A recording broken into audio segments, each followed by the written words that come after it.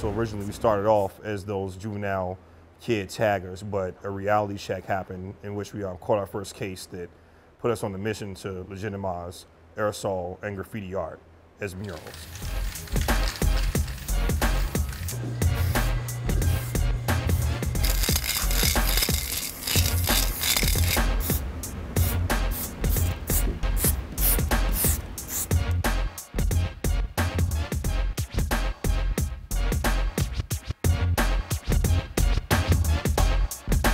Go out and, you know, at night, I would pack my bag up and I would leave like back when my mom thought I was asleep, sneak out the back door, run along Stony Island Avenue and just tag mailboxes and, you know, garbage cans and inside the doorway.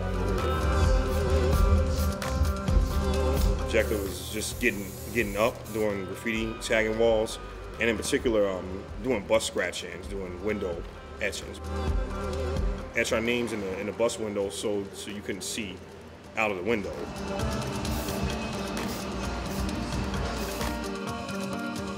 Anytime you left your house, you left the house with something to write your name with. That was the mentality back then. I guess around my first summer in high school, I was involved in this program called Gallery 37, and I met this dude named Statik. He had like a bag ton of cans, and I never seen him with spray paint in my entire life. And I'm like, where do you paint at? Like, how do you do this? Where do you go do this stuff? He took me to this place called B's and Twos. It was over by Olive Harvey College.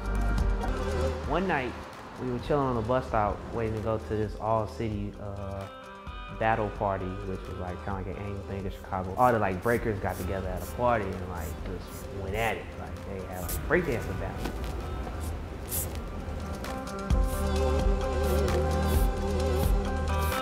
We're out there, we're sitting on the bus stop, waiting on the bus to come. And we start, you know, pulling out our markers, we start tagging on the bus stop, all inside the little bus shelter thing.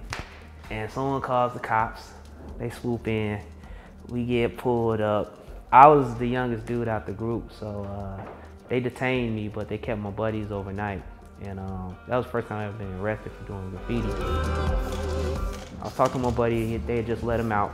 And I got on the phone when I'm sitting in my kitchen at my mom's house, and I'm talking to him. I'm like, hey dude, we start a crew of our own, where we just do graphs, and that's it, nothing else.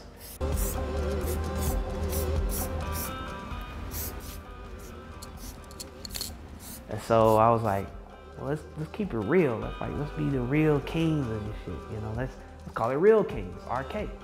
And so, man, we called it RK Crew. Me and my good friend Max actually started RK. It's off the notion of painting more walls than taggers tagged walls.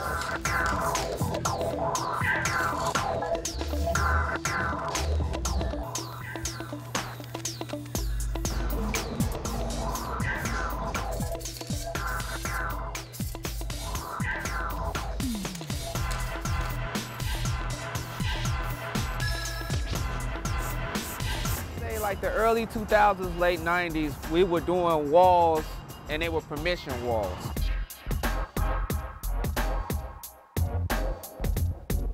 And they were pretty much graffiti walls where the guy would give us permission, or whoever would give us permission, and we would just paint the walls and we would do whatever the hell we wanted to.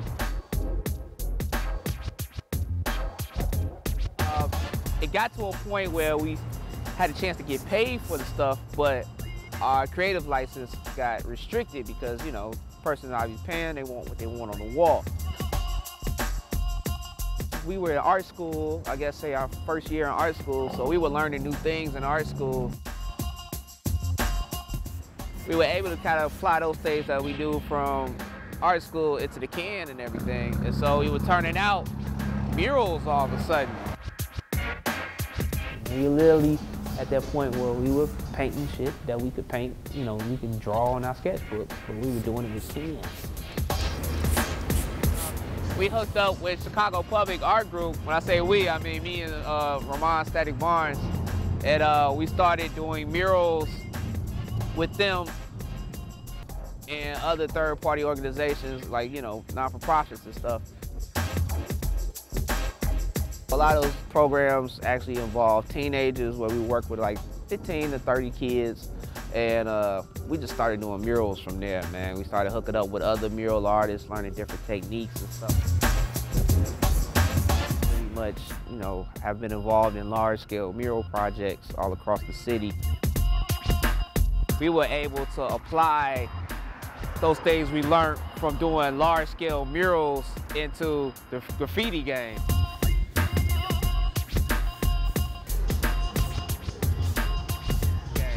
So, you know, we were coming through with experience working on scaffolds, scaling out huge giant portraits, painting very fast, even faster than when we were doing, you know, bombing and stuff like that.